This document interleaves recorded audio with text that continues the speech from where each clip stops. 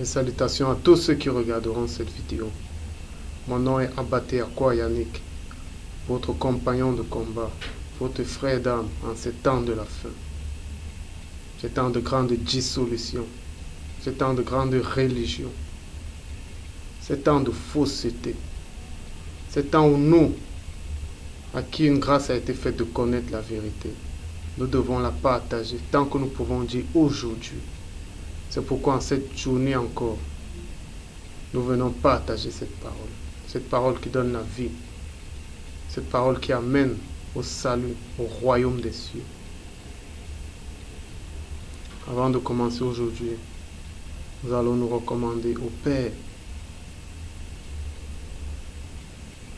Abba Père, à toi le seul Dieu, à toi le seul sage, soit l'honneur et la gloire. Que ton esprit nous conduise en ce moment. Que ton esprit écrase la chair en nous. Et que toi seul se glorifie. Que toi seul sois honoré. Que toi seul sois sanctifié. Au nom du Seigneur Jésus-Christ. Amen. Aujourd'hui, nous allons partager sur un thème très important, à savoir le péché. Qu'est-ce que le péché? Qu'est-ce que le péché? Dans la lettre, il est dit que le péché, c'est la transgression de la loi. La transgression de la loi. De quelle loi? Lorsqu'on parle de loi, on voit directement Moïse. Mais si on se limite à Moïse, on va se poser la question, est-ce que le péché n'a pas existé avant Moïse? Le péché existait avant Moïse. Et avec le péché est venue la mort. Mais en ce moment, le péché n'était pas encore connu comme péché. Qu'est-ce qui se passe lors de la tentation? Lorsqu'Adam est tenté, Adam était comme Jésus. Il était une âme vivante. Il était parfait. Il ne connaissait pas la chair. Il ne connaissait pas le péché. Il avait les fruits de l'esprit. Et c'est parce qu'il était spirituel qu'il pouvait s'adresser directement à Dieu. Mais lorsqu'il a succombé, il a perdu de cela parce qu'il a vu la chair et il s'est égaré dans sa chair. Lorsqu'il s'est égaré dans sa chair, d'autres fruits sont nés. Des fruits qui ne sont pas agréables à Dieu. Et lorsque Dieu voit ces fruits à un homme, il ne peut pas s'adresser à lui. Parce que ces fruits sont une barrière entre l'homme et Dieu. La chair, c'est une barrière entre l'homme et Dieu. L'homme s'adresse aux êtres spirituels parce que lui-même, il est spirituel. Et lorsqu'on est spirituel, on manifeste les fruits de l'esprit. C'est pourquoi on est appelé enfant de Dieu. C'est l'esprit qui nous permet d'être enfant de Dieu. Et lorsqu'on est spirituel, alors on peut être en connexion avec Dieu qui est lui-même spirituel. Mais lorsqu'on est charnel, on n'est pas en connexion avec Dieu car Dieu n'est pas charnel. L'homme au début a succombé, il est devenu charnel et il s'est éloigné de Dieu. Le péché, c'est cette séparation-là. Le péché, c'est comme un cancer. Lorsqu'il vient dans toi, tout ce qu'il cherche sont les fruits de l'esprit. Il vient, il les ronge. Il les ronge pour que tu deviennes charnel. Il ronge tout. Il ronge la charité. Il ronge l'amour qui est en toi. Il ronge la compassion. C'est pour cela qu'on dit dans la lettre que la charité du plus grand homme se refroidira dans la fin. Parce que quand le péché vient, il cherche les fruits de l'esprit en toi et il les dévore. Parce que tant que tu as les fruits de l'esprit, alors Dieu t'entend. Mais lorsque tes fruits deviennent charnels, il ne peut plus t'entendre parce que lui, l'esprit, il n'est pas charnel. Le péché est venu, il a commencé à ronger. Mais à cette époque, on ne savait pas que c'était le péché. Les hommes ont vécu dans l'inconscience du péché. Ça veut dire qu'ils ne savaient pas qu'ils péchaient, mais ils étaient en train de pécher. Et c'est pour cela que la loi est venue avec Moïse. La loi est venue montrer ce que c'était le péché, ce que c'était que le péché. La loi est sainte, la loi est pure. Mais lorsque la loi a été donnée aux hommes, les hommes étaient charnels. Ils ne pouvaient pas la pratiquer. Et ils se sont rendus compte qu'il y avait deux lois qui combattaient. Cette loi sainte-là et la loi de leur chair. Étant donné qu'il y avait deux lois, ils devaient automatiquement obéir à l'une et laisser l'autre. Ils se sont rendus compte qu'ils étaient plus poussés vers la chair. Et lorsqu'ils ont vu qu'ils ne pouvaient pas obéir à la loi qui était sainte, ils ont commencé à implorer Dieu de leur permettre d'éloigner la première loi de la chair.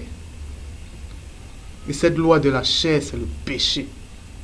Parce que c'est dans la chair qui a été renfermée, le péché. C'est ça le péché. Lorsqu'on t'inocule la loi en toi, une autre loi qui est déjà en toi ressort en surface. C'est avec la loi qu'est venue la connaissance du péché. L'homme péchait avant, mais il ne savait pas qu'il transgressait les commandements de Dieu. Il ne savait pas qu'à cause de sa chair, il s'était éloigné de Dieu. Mais avec la loi a mis en évidence le péché. C'est parce qu'on a dit à l'homme, tu ne mentiras pas, que l'homme a su que le mensonge c'était un péché. Ça c'est la loi. Le péché c'est la transgression de la loi. Maintenant, est-ce qu'un enfant de Dieu pêche?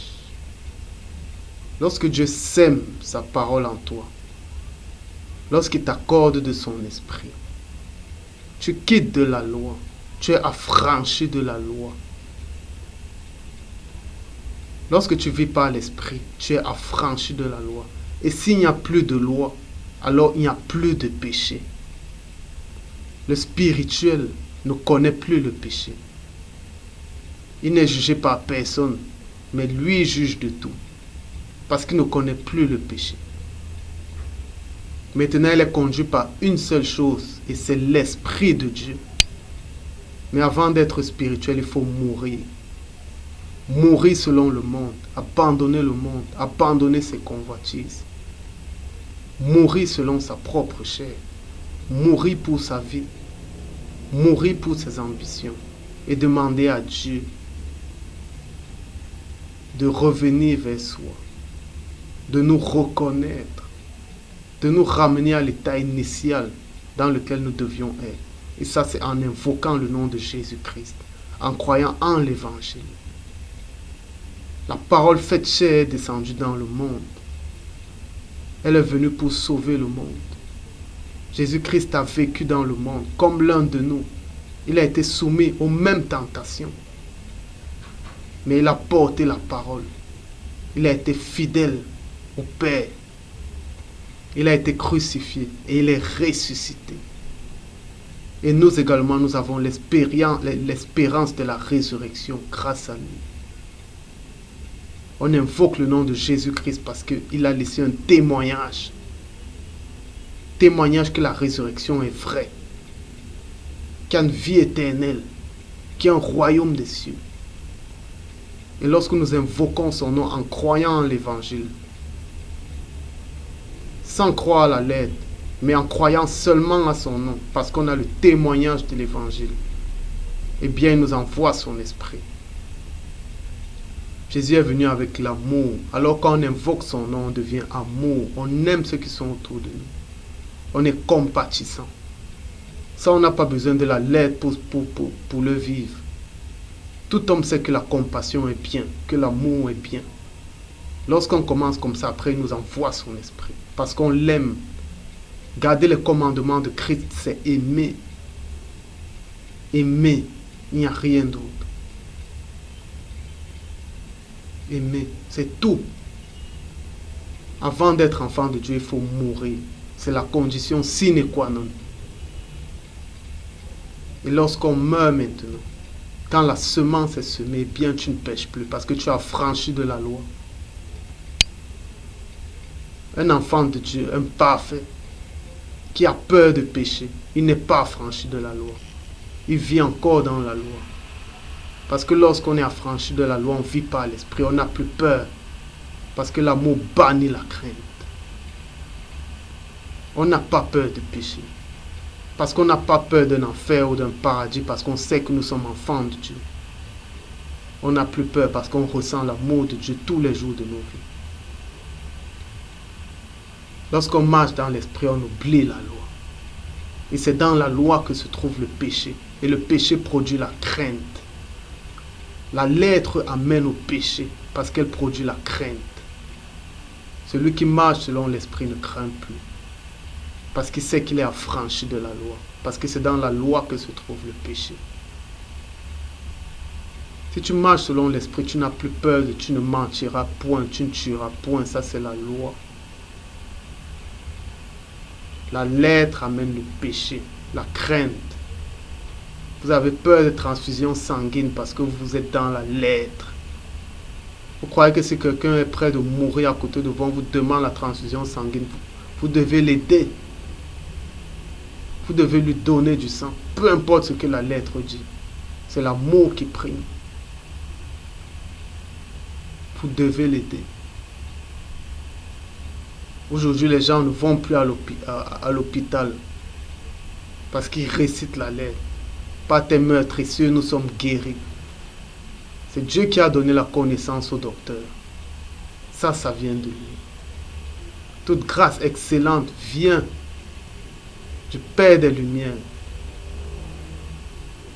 Si vous restez à la maison, dites que vous serez guéri, vous allez crever. Parce que Dieu vous a donné la latitude d'aller dans les hôpitaux. Vous êtes dans la lettre, dans la loi. Et vous péchez à cause de cela. Vivez par l'esprit. Celui qui vit dans l'esprit ne pêche plus. Mais maintenant, lorsqu'il transgresse le commandement de Dieu, lorsqu'il s'éloigne des fruits de l'esprit, il ne pêche pas, mais il attriste l'esprit.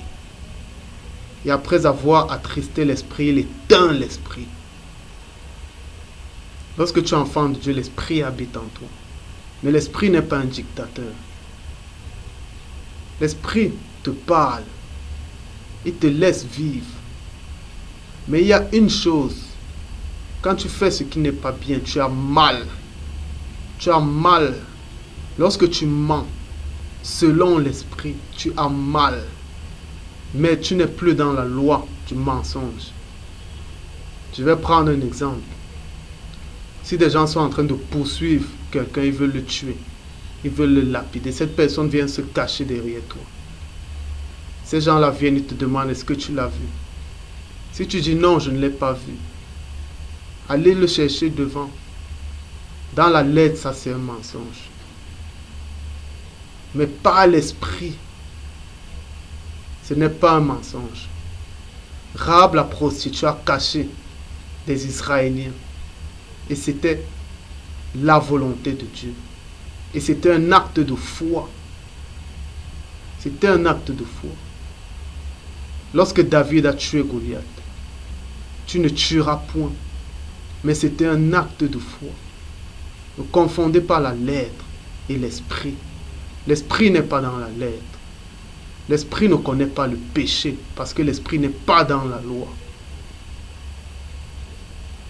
L'esprit a sa façon de marcher qui trouble les religieux parce qu'ils ne comprennent rien à ça. Celui qui marche dans l'esprit ne pêche plus parce qu'il a la semence de Dieu en lui. Mais maintenant, il attriste l'esprit.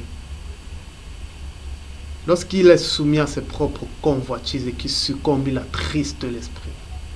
Et lorsque tu attristes l'esprit, tu as mal.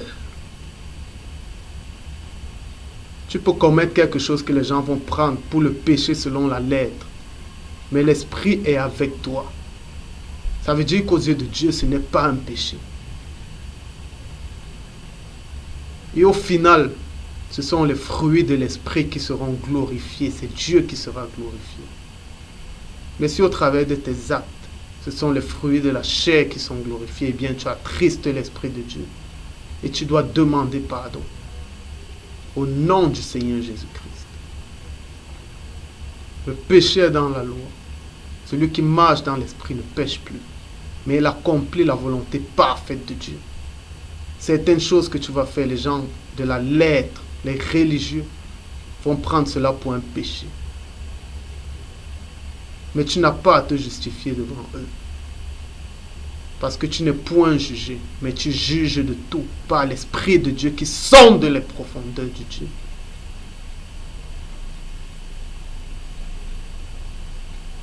C'est ça le péché.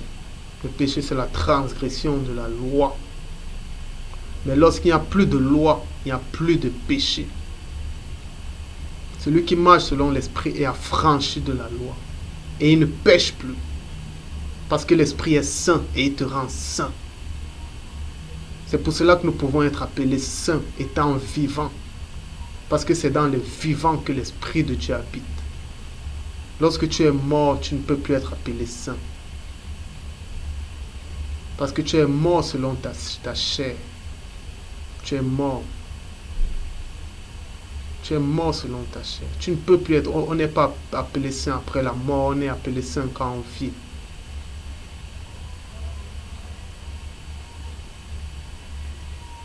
Le péché, la transgression de la loi.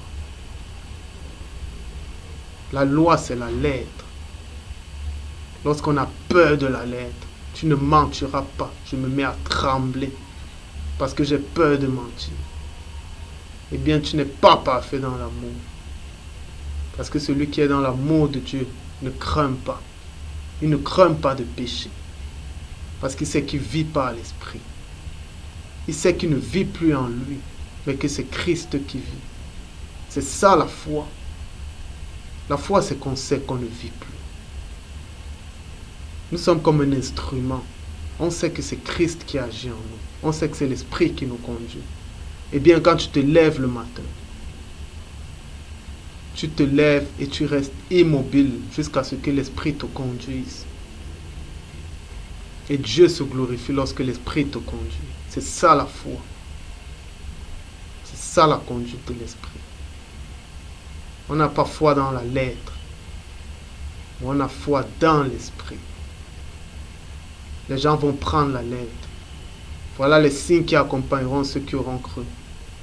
Ils imposeront les mains, les malades seront guéris. Allez imposer les mains en route, si les malades seront guéris. Qui vous a mandaté?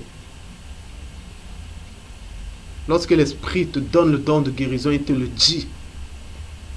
Parce que l'Esprit vit. Ce n'est pas la lettre. L'Esprit est vivant. Dieu parle d'une façon comme d'une autre. Lorsqu'il te mandate à faire quelque chose, il te parle. Eh bien, sortons de la lettre. Parce que dans la lettre, il y a le péché. Tu ne mentiras point, tu ne tueras point. Ça, c'est la lettre. C'est le péché, c'est la crainte. Mais lorsque tu vis dans l'esprit, tu ne crains plus. Parce que tu sais que Dieu t'aime. Parce que tu sais que tout dans toi, ce sont les fruits de son esprit. Est-ce que l'Esprit de Dieu peut pécher? Si tu as l'Esprit de Dieu, pourquoi crains-tu encore le péché? C'est paradoxal. Comment quelqu'un a l'Esprit de Dieu, mais il a peur du péché?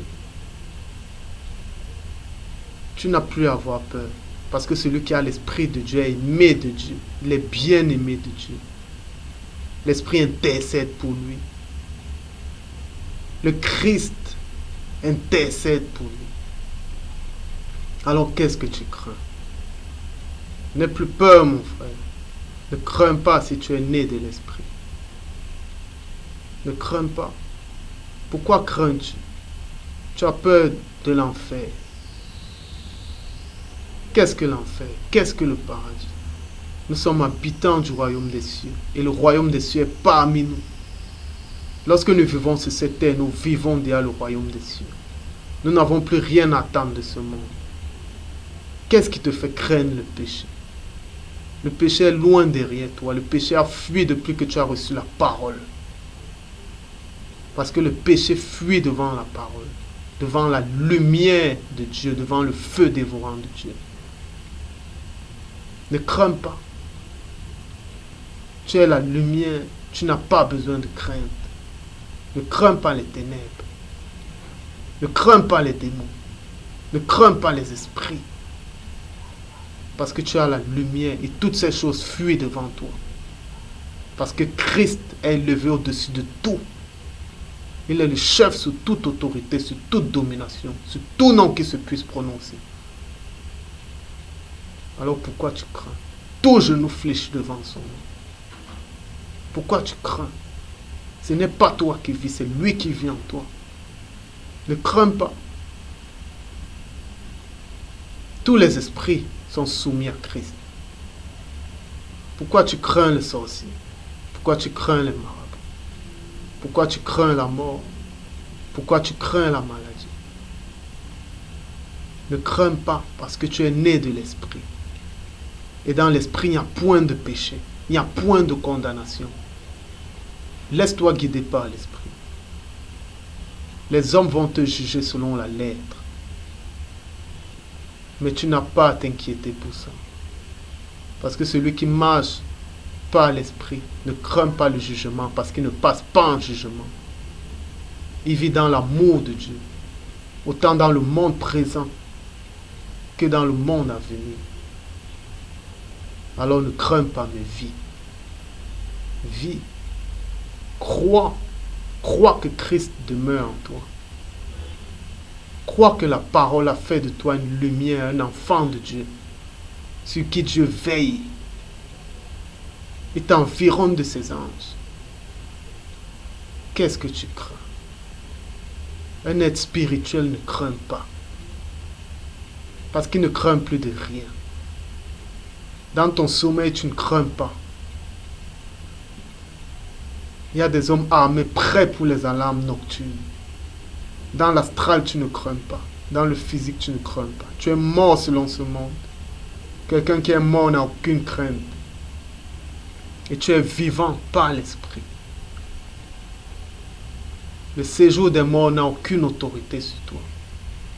Parce que Christ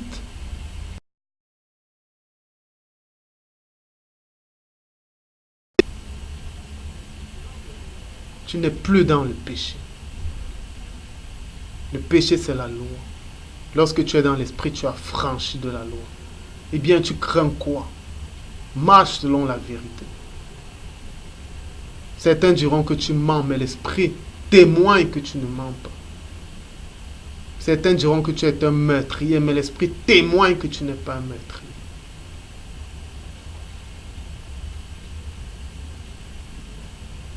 Éloignez-vous de la lettre, mais vivez pas l'esprit. La lettre tue, mais l'esprit vivifie. La lettre, c'est la loi. Et dans la loi se trouve le péché. On vous a tellement gavé avec la lettre. Si tu ne pratiques pas le sabbat, tu pêches. Ça, c'est la lettre. Si tu ne vas pas au culte, tu pêches aux yeux de Dieu. Ça, c'est la lettre. Laissez-vous conduire par l'esprit. Lorsque l'esprit te conduit, tu es un instrument. Chaque jour de ta vie, tu te laisses conduire et point barre. Veille sur ton cœur. Veille sur ton cœur. Que les fruits de l'esprit restent, demeurent dans ton cœur. N'invite aucun fruit de la chair. Parce que lorsque tu les invites et que tu es spirituel, tu attristes l'esprit de Dieu. Et si tu continues, l'esprit de Dieu s'éteint. Et lorsqu'il t'éteint, tu retrouves une nature pire que la première. Et n'espère plus revenir à la grâce. Parce que tu as déjà goûté cette grâce et tu l'as vomi. Tu as crucifié Christ pour une seconde fois. Méfie-toi de teindre l'esprit. Méfie-toi de teindre l'esprit. Veille sur ton cœur. Veille sur ton cœur. Garde les fruits de l'esprit et l'esprit ne sera jamais éteint. Augmente et demande au Père, par Jésus-Christ, d'augmenter tous les jours les fruits de l'esprit en toi. Et l'esprit sera plus vif et ta lumière sera plus éclatante. Le spirituel ne pêche plus parce qu'il est affranchi de la loi. Il ne vit pas les fruits de l'esprit. Il est redevenu la dent initiale. Il est un esprit vivifiant. Quelque chose qui donne la vie, ne transmet pas la mort. Le salaire du péché, c'est la mort. Le salaire de l'esprit, c'est la vie. Un spirituel ne peut donner que la vie. Si tu crains le péché, ça veut dire que tu es dans la lettre. Et ça veut dire que tu peux donner la mort à quelqu'un. Mais le spirituel sait qu'il est affranchi de la lettre. Et que tout ce qu'il donne, ce sont des paroles de grâce. C'est la vie. Eh bien, éloignez-vous donc de ces peurs, de ces craintes de péché. De ces craintes de faire les choses parce que la lettre dit « fais, ne fais pas ». Mais recherchez ce qui est agréable à Dieu par la conduite de l'esprit. Avec pour lien de repère l'amour. Parce que l'amour couvre une multitude de péchés. C'est l'amour qui nous montre que nous sommes agréables à Dieu. C'est la compassion. C'est la charité. C'est la bénignité. C'est la patience. Faites très attention. Ne jugez plus les gens par rapport à la lettre. Mais laissez-vous conduire par l'esprit. Parce que derrière quelque chose que les hommes qualifieront de péché à cause de la lettre, l'esprit, lui, sera en train d'honorer le Père par rapport à ça.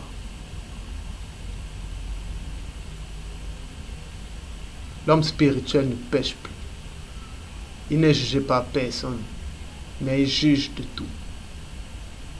J'en ai fini avec ce message. J'espère qu'il a pu édifier plus d'un. Nous allons finir en bénissant notre Père pour ce moment qu'il a rendu possible encore. Notre Père qui est dans les cieux, tu es merveilleux. Reçois notre être tout entier, l'esprit, l'âme et le corps.